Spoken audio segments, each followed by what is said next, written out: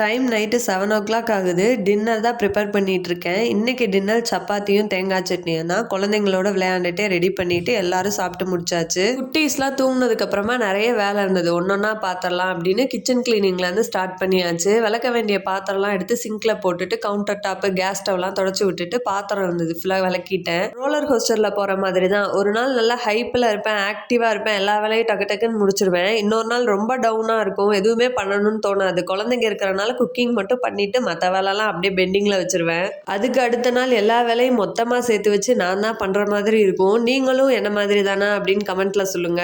ஏன்னா எல்லாருக்கும் எல்லா நாளும் ஒரே மாதிரி இருக்காது. ஒரு நாள் நல்லா இருப்போம், ஒரு நாள் டவுனாக இருப்போம். இது நார்மல் தான். ஹாலுக்கு வந்து பார்த்தா ஹாலே தலைகீழாக இருந்தது. எல்லாத்தையும் எடுத்து வச்சுட்டு வீட்டையும் லைட்டாக கூட்டிட்டேன். ஒரு நாளைக்கு 3 தடவை கூட்டினாலும் குப்பை இருந்துகிட்டே தான் இருக்குது.